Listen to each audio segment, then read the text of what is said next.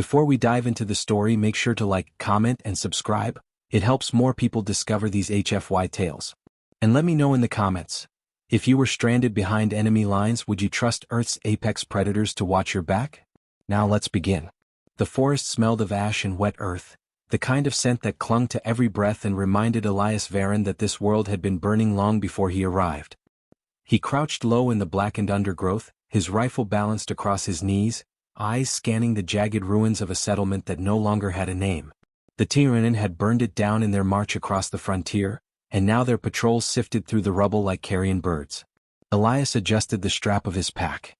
He was a scout, not a hero, and certainly not supposed to be this deep in hostile territory alone. But war never respected orders. His unit had been cut off during the ambush at Black Ridge, and he was the one who slipped through while the rest bought him time. He carried their last transmission crystal, a glowing shard the size of his palm, containing coordinates of enemy troop movements. If he could reach the extraction point, it might mean survival for thousands. If not, it would mean nothing but another human body lost in the mud. The forest whispered with sounds that didn't belong. Elias froze, listening. The Tyrannin were hunters in their own right, scaled, armored, and bred for war. Their boots did not crunch twigs, they slithered, padded, stalked. But even the Tyrannin weren't perfect. He caught the faintest click of armor plates shifting, the rasp of breath through a rebreather. They thought they were hunting prey. He allowed himself a grim smile. The humans had been called many things in the council halls of alien powers: reckless, fragile, too young for the stars. Elias had heard the insults whispered by prisoners and smug diplomats alike. What none of them understood was that humans had never thrived by strength alone. They survived because they refused to die, because they made the world itself a weapon when all else failed. Elias shifted his weight and melted deeper into the forest, every step deliberate, every movement a conversation with silence.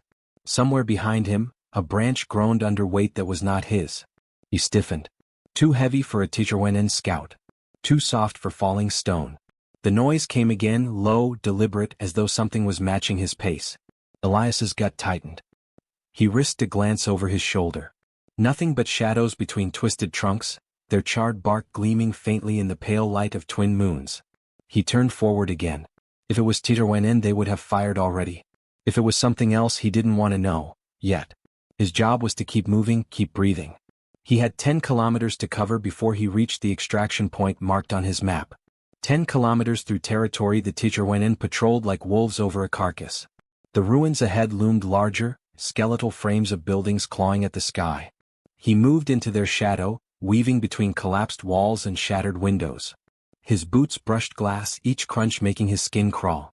Somewhere in the distance, a flare hissed into the sky, green Tyrannin signal. They had found his trail. Elias ducked into what remained of a schoolhouse. Desks lay overturned, walls scarred by fire. He pressed himself into a corner, rifle raised, listening. The quiet was suffocating. Even the night insects had fallen still. The sound of his own breathing felt too loud, too human. Then he heard it again, the sound behind him, closer this time. Slow. Heavy. Controlled. He didn't turn. Instinct told him not to. Instead, he shifted his eyes to a cracked pane of glass reflecting a sliver of the room behind him. For an instant he thought he saw them, 2 points of pale light, not mechanical, not Tyrannin, but alive. Watching him. Unblinking. The door to the schoolhouse creaked open. Elias dropped low, finger tightening on the trigger. Tyrannin voices hissed, their syllables sharp, guttural. He counted at least 3. Their shadows stretched across the ruined floor, elongated by moonlight. He steadied his breath. 3 was manageable if he moved fast enough. But the sound behind him hadn't gone away. The aliens entered, confident. They expected panic, desperation, the humans scrambling to escape. Instead, Elias waited, letting them draw closer. His heart pounded, but his mind was cold steel. When the first Tyrannin rounded the row of shattered desks, Elias fired once, clean through the throat. The alien gurgled and collapsed, armor clattering. The second roared and raised his weapon. Elias dropped to a knee and fired again, punching a hole through the chest plate. The third froze, eyes darting not at Elias but past him. The alien's forked tongue flicked nervously, body trembling. Elias risked a glance over his shoulder. In the jagged window frame, half hidden in darkness, the watcher stepped forward. A shape both sleek and monstrous, fur like spilled ink, shoulders rippling with muscle. Its eyes glowed faintly in the moonlight, twin embers fixed on the Tyrannin. The air itself seemed to tighten, heavy with the predator's presence. The alien soldier hissed something frantic in his own tongue, backing away, weapon shaking.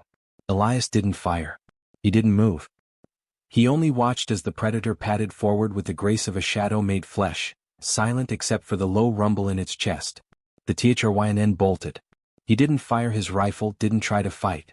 He simply fled into the night, armor clattering, a soldier who had stared too long into something older and crueler than war. The room was still again. Elias's breath caught in his throat. The predator stood no more than 2 meters away, head low, shoulders hunched. Its eyes flicked to him, studying, measuring. For a heartbeat Elias wondered if this was how his story ended, not with enemy fire but with teeth and claws. Then, as suddenly as it had appeared, the beast eased back into the shadows. The sound of its movement melted into the night, leaving nothing but silence. Elias exhaled slowly, pulse hammering in his ears. The war was not over. His mission had not changed. But as he slung his rifle and moved back into the ruins, he felt the weight of something new pressing against his thoughts. He was not alone in these forests, not anymore. And whatever followed him was far more terrifying to the Thryn than he could ever be alone. He adjusted his course toward the extraction point. The predator's glowing eyes lingered in his memory, a reminder that the night itself had chosen to watch him. He wondered if it was hunting him, or guarding him. He didn't know. Not yet. But the Thryn were searching, and dawn was still a long way off. The ruins gave way to denser forest, and the silence pressed against Elias like a weight. Each step felt stolen, each breath rationed. The Thryn would not accept their dead without vengeance. They would comb every shadow until either his body or theirs lay broken. Yet for all their determination, Elias sensed something far older than soldiers was walking these woods with him. He moved carefully, weaving between trunks as black as charcoal, their bark scarred from bombardments. His rifle felt heavier than usual, not from fatigue but from expectation. The memory of those glowing eyes clung to him, the image of a beast that should not have stood so close without striking. It unsettled him. Not fear. Elias had long ago made peace with fear, but a gnawing question. Why had it spared him? The forest answered with another sound, low and deliberate, paralleling his stride. Elias froze, heart knocking against his ribs. There was no mistaking it this time. Something was following him, and it moved with purpose. He raised his rifle, scanning the treeline. Nothing stirred. Nothing breathed. Then the shape revealed itself. It did not charge or snarl. It simply stepped into a beam of moonlight, its body half-crouched, its muscles taut beneath fur that shimmered like ink spilled over steel. A predator unlike any catalogued in the Thryn bestiaries, but Elias knew it. He had seen it before. Nyx, he whispered, the name falling from his lips like an old secret. The beast's ears twitched at the sound, and its eyes, twin lanterns of pale fire, narrowed. Elias lowered his rifle, though his pulse raced. Months ago, he had stumbled across Nyx bleeding out on the edge of a canyon, a shard of alien shrapnel lodged deep in her flank. He hadn't known what she was then, only that leaving her meant wasting a chance. He'd used every scrap of field kit he had, foam sealant, ration bandages, even a strip of his own uniform, to keep her alive. It had been madness, saving something built for death. But she hadn't killed him then. Now she stood before him, whole and terrible. Elias met her gaze. For a long moment neither moved. The war was outside this stillness, irrelevant compared to the silent recognition that passed between them. Nyx padded forward, slow and deliberate, until her massive form hovered just beyond arm's reach. Her breath misted in the cool night air, carrying the copper tang of blood. Not his. Behind them, the forest cracked with movement. Elias spun, rifle ready.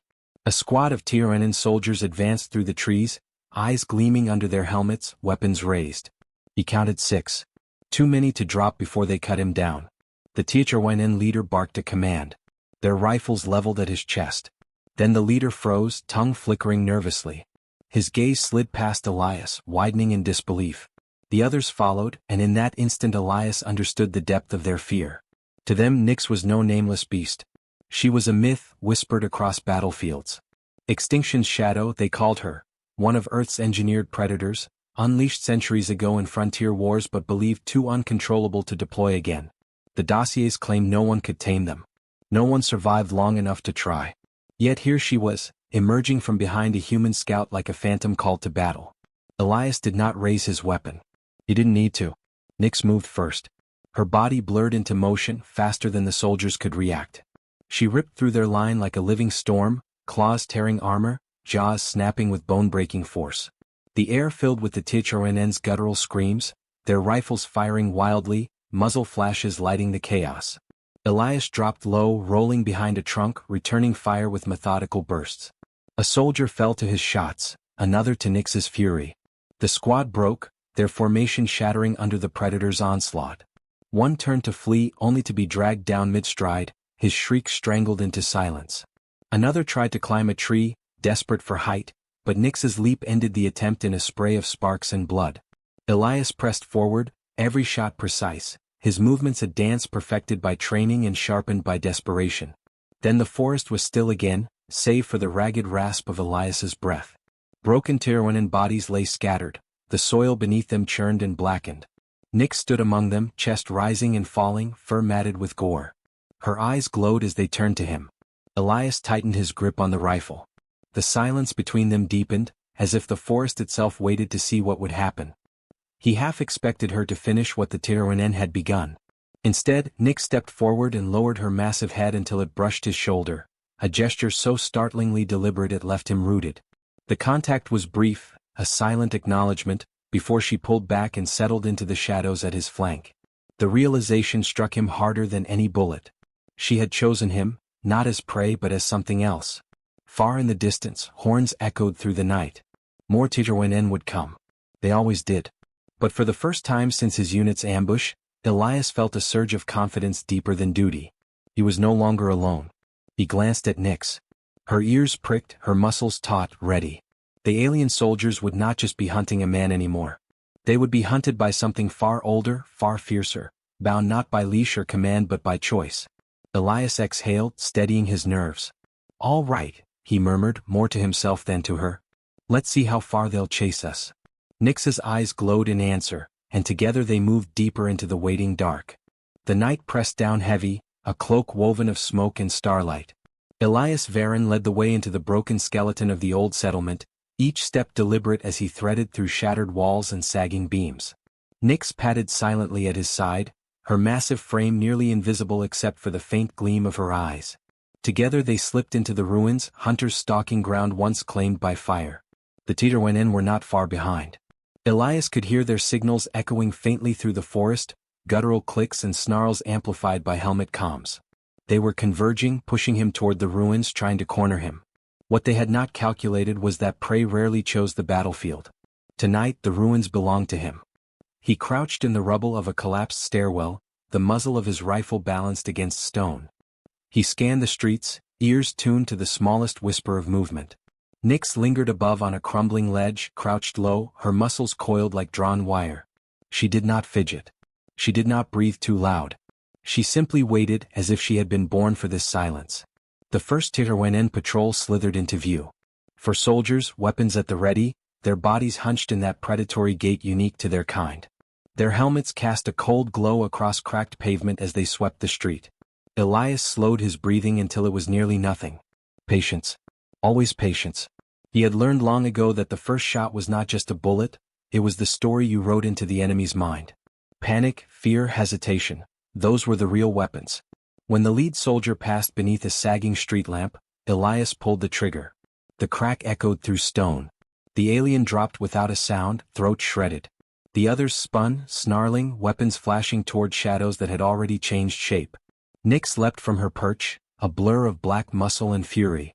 She landed in the center of their formation with a sickening crunch, claws tearing through armor like cloth. One soldier's scream was cut short as her jaws clamped down, and another stumbled back, firing wildly into the dark. Elias shifted position, his shots precise and surgical. A round punched through the visor of one soldier, dropping him in an instant. The last Tiroanen stumbled backward, weapon trembling. He made the mistake of locking eyes with Nyx. She advanced, slow, deliberate, her growl vibrating the stones themselves. The alien fled, sprinting into the maze of ruins. Elias didn't pursue. Fear was a contagion, and that soldier would spread it faster than any bullet. He moved quickly, signaling Nyx with a low whistle. She padded beside him, her fur streaked with alien blood but her eyes bright, eager. For the first time in days, Elias felt the ghost of something he hadn't dared embrace: control. He was no longer a hunted man. He was the hunter and the ruins were his teeth. The night wore on and more Tirwenin squads poured into the city. They spread wide, their discipline beginning to crack. Shadows whispered lies to them. Every corner seemed to hide claws. Every broken doorway promised fangs. Elias wove through the ruins, striking quick and vanishing quicker, always a shot from the dark followed by silence. And always when panic reached its peak, Nyx appeared. She emerged from alleys, from rooftops, from the very air, and each time the result was carnage. The Tirwenin began to shout warnings to each other, voices raw with desperation. Extinction's shadow, the words echoed in their native tongue, a legend made flesh in front of their disbelieving eyes. Elias didn't correct them. Let the myth take root. Yet the Tirwenin were not without resolve. A commander arrived, his armor heavier, his presence a rallying point. He barked orders, forcing the squads back into formation. Under his control, they advanced carefully, overlapping fields of fire, sweeping every ruin with mechanical precision. For a moment, Elias felt the tide shift. The commander raised his voice, snarling, "It is only an animal. Kill it." His troops answered with a roar, the sound reverberating through the ruins. Nyx moved then, but not as before. She did not strike from concealment. She stalked openly into the street, her shoulders rolling like thunderclouds, her growl low enough to rattle glass. The soldiers hesitated, formation faltering as every instinct screamed at them to flee. The commander raised his weapon, his sneer audible even through his mask. Elias pulled the trigger first. The commander's head snapped back, the round cracking through his visor. He fell hard, the roar of command silenced in a heartbeat. The line collapsed. What followed was less battle than slaughter. Soldiers stumbled, their cohesion unraveling into chaos. Nyx tore through them with savage precision, Elias's rifle cracking in tandem, every shot feeding the terror. The air filled with the stench of scorched plasma and the copper tang of blood. Minutes passed, or perhaps hours. Time bled into the rhythm of kill, move, kill again. When silence finally returned, it was absolute. The ruins were a graveyard, littered with broken bodies and shattered armor. Smoke curled lazily from burning debris, painting the air with haze. Elias leaned against a wall, chest heaving. His arms ached, his vision swam, but his grip on the rifle never faltered. Nyx circled back to him, her breathing steady, her eyes locked on his. For a long moment they simply regarded one another, two survivors bound by necessity and something deeper. He reached out, tentative, letting his hand hover inches from her fur. Nyx did not recoil. Instead, she leaned ever so slightly into the touch, a gesture that sent a chill through him. In that instant he understood, this was not control. It was recognition. She had chosen to fight beside him, not for leash, not for command, but for trust. The night pressed close again, heavy and thick. Distant horns wailed, signaling retreat. The Tirwenin survivors were scattering, abandoning the ruins. They had not been defeated by superior numbers or weapons. They had been broken by fear, undone by the simple, undeniable truth that humans did not stand alone. Elias straightened, wiping grime from his face. His mission remained unfinished, the extraction point still miles away. But tonight had proven something greater than survival. The galaxy could call humans reckless, fragile, young. They could brand Nyx a monster, a nightmare unfit for the stars. None of it mattered. Together, man and predator had turned a battlefield into a grave. And tomorrow the galaxy would whisper their names. Elias slung his rifle and signaled forward.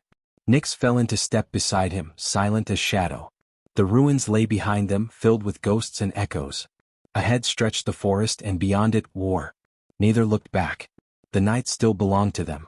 The chamber of the Galactic Council was a cathedral of glass and steel, suspended above a world that glittered with cities so vast they wrapped the horizon in fire. Alien dignitaries filled the tiers in cautious silence, their jeweled robes and plated armor a kaleidoscope of cultures united only by fear. The reports had arrived in fragments, panicked transmissions, severed comms, final screams that had cut off mid-breath. At first, the council dismissed them as exaggeration. Then the casualty figures came. An entire Tirwenin company annihilated in one night by a single human scout. The Tirwenin delegate rose, scales rippling with suppressed fury. His voice cut through the chamber like a blade. "This is an atrocity. Our soldiers were veterans, armed and disciplined. They were slaughtered as if they were hatchlings. And why? Because the humans have loosed one of their forbidden abominations upon us." Screens flickered to life above the chamber, projecting grainy footage salvaged from dying helmets. The recording shook with static and chaos, screams, shadows moving faster than eyes could follow, a blur of claws dragging soldiers into darkness. The final image lingered, shaky and distorted. A human scout standing in the ruins, rifle at the ready, while behind him loomed a predator with eyes like molten silver. Gasps rippled across the council floor. Representatives whispered to each other in fearful tongues, voices overlapping until the chamber vibrated with unease. To many, the predator was more terrifying than the man. The records labeled it extinction class fauna, Earth origin. Supposedly extinct, unmanageable, a relic of humanity's violent past. Yet there it stood, not attacking the human but guarding him. The teacher went in. Delegate slammed a clawed hand against the podium. This is proof. The humans are not content with rifles and fleets. They bring monsters to our worlds, unleash them without restraint. If we do not act, every frontier colony will fall to their madness. From the opposite tier, the Averine envoy, a spindly being of crystalline joints and humming resonance, tilted its head, voice chiming like wind through glass. You misunderstand. The footage shows restraint, not chaos. Look closely. The predator does not wander. It obeys. That is not an abomination. That is alliance. The tier went and hissed, tongue flicking in rage. You call that alliance? You saw what it did. My warriors were torn apart. Another voice cut in, calm and edged with quiet amusement. The human envoy, Ambassador Roth, rose from his seat. A broad man with close-cropped hair and eyes that had seen too many wars, he spoke without raising his tone, yet every word carried. What you witnessed was not unleashed chaos. It was survival. One scout, cut off, surrounded by your soldiers. He did what humans have always done. He endured. And something older than any of us chose to stand with him. The chamber fell still. Some representatives shifted uncomfortably, others leaned forward, hungry for explanation. Roth let the silence stretch before continuing. You call Nyx a monster. We call her kin. Humans did not conquer Earth by chains and cages. We survived because we learned respect. We walked alongside predators that should have killed us, and instead they hunted with us. That is not madness. That is humanity. The Tyrannin slammed his fist again, scales flaring. You expect us to believe that this beast simply chose to protect him? Roth's eyes narrowed. Believe what you will. The fact remains, your soldiers trembled when she emerged. Not because she was forced. Because they realized something you have all failed to see. The most dangerous thing in this galaxy is not the predator at our side. It is the bond that puts it there. Murmurs erupted, spreading like fire. Some envoys nodded, acknowledging a truth they had long ignored. Others recoiled, terrified of the implication. The balance of power had shifted in a single night, not by fleets or weapons but by the sight of a predator leaning against a human's shadow. Far away on the frontier, Elias Varon gave his debrief in a small, dim-lit bunker. His report was clinical, stripped of myth. Scout Unit Bravo 7, separated during ambush at Black Ridge. Carried intelligence crystal. Engaged multiple enemy patrols within abandoned settlement. Enemy forces routed. Extraction successful. His voice betrayed nothing of the chaos, nothing of the predator who had fought beside him. He didn't speak of the moment Nyx pressed her head to his shoulder, nor of the fear in alien eyes when they fled. He left those truths unspoken. His commanding officer read the report twice, frowning at its simplicity. One man, one mission. And you came back breathing. That's enough. He signed the page and slid it into the archive. Officially, it was just another skirmish on another forgotten world. Unofficially, the story had already spread. Soldiers whispered it around mess tables, their voices low with awe. A human scout who walked with extinction's shadow. A beast that should have ended him, yet fought at his side. The myth took shape faster than any official record, growing with every retelling. Back in the council chamber, arguments raged. Some called for sanctions, others for immediate war, still others for cautious diplomacy. But none of them could erase the image burned into their minds. A lone human standing unafraid while a nightmare crouched behind him like a guardian. The teacher went in seethed, demanding retaliation. Yet even their closest allies hesitated, their confidence eroded by whispers. If a human could tame extinction itself, what else were they capable of? What other monsters might already stand at their side? The session adjourned in chaos, no resolution reached. Delegates filed out, their faces etched with unease. In the shadows of the great hall, Roth allowed himself the faintest smile. He knew what the council did not yet admit. They could debate fleets and treaties for centuries, but they would never shake the fear of that vision. On the frontier, Elias sat against a bunker wall, cleaning his rifle in silence. Nyx lay curled near the entrance, her breathing steady, her eyes half closed yet always watchful. He glanced at her, a faint smile tugging at the corner of his mouth. She had no interest in councils or politics. She understood only survival and trust. But Elias understood something more. The galaxy was watching now. They would build stories around him, myths around her, legends around both. And in those stories, fear would do what bullets never could. He set the rifle aside and leaned back, the weight of the mission finally sliding from his shoulders. The war was far from over, but tonight had shifted its course. Tomorrow more soldiers would come. Tomorrow new battles would rage. But when they came they would come trembling. And that was enough. The soldiers on the ridge froze as the valley erupted in silence. Not the comforting kind but the silence that swallows every heartbeat. Bren stood at the front, his rifle angled low, his posture unshaken though he knew this moment balanced on a knife's edge. The alien platoon had fanned out in perfect formation, their weapons humming with restrained power, yet none of them dared take a step forward. Their eyes weren't fixed on Bren anymore. They were locked on the shadow stretching behind him, the hulking silhouette that emerged from the treeline with slow, deliberate grace. Cale felt the heat of its breath at his back.